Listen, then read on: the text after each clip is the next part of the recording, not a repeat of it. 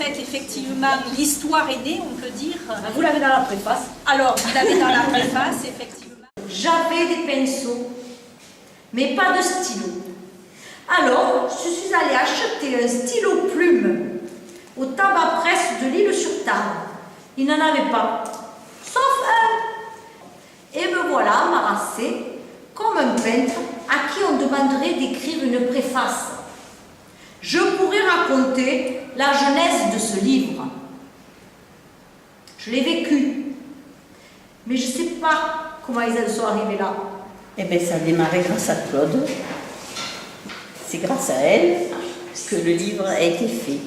Parce qu'au début, on voulait faire un livre doc toutes les deux.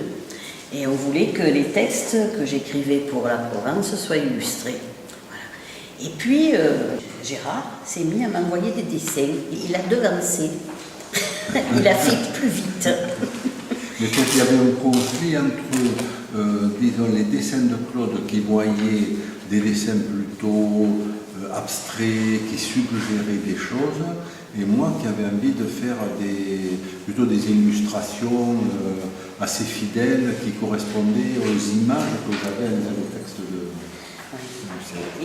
Les idées, comme des oiseaux qui vont de branche en branche, ont voyagé d'un cerveau à l'autre.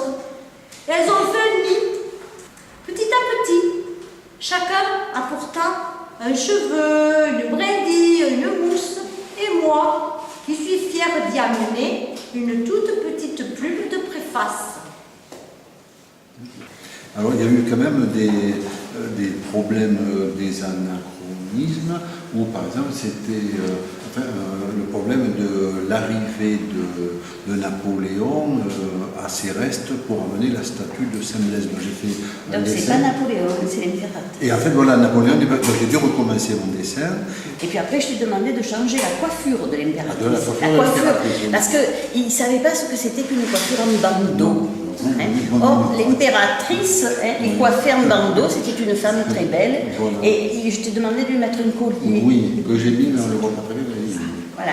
Je me suis rendu compte que derrière, en arrière-plan, j'avais dessiné la mairie de Sébastien, mais la mairie actuelle, qui n'existait pas en 1800 et quelques. Donc j'ai remodifié mon dessin. Enfin, on y est arrivé. C'était extraordinaire. Quand je voyais arriver les dessins, je dis c'est super.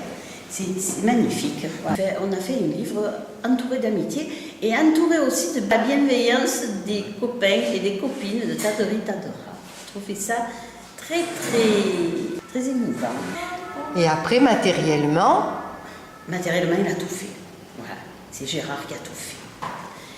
Sorti Imprimé, cousu, relié, collé. Il a tout fait.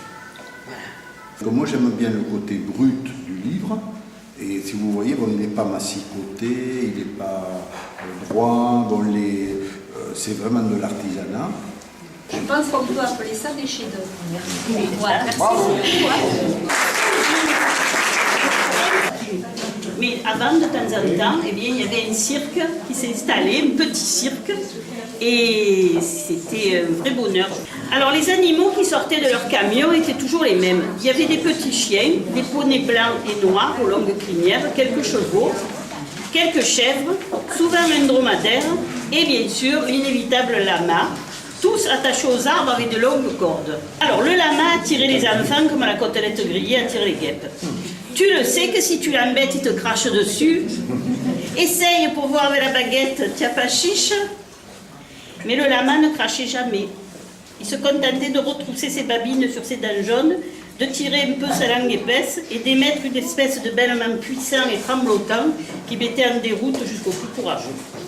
Quant au dromadaire, il était observé de loin, car sa taille et son air peu engageant impressionnaient beaucoup. Et c'est à bonne distance qu'un groupe toujours renouvelé attendait avec impatience le moment où l'animal ferait caca pour en évaluer la masse et la forme en se bouchant le nez d'un air offusqué mais admiratif.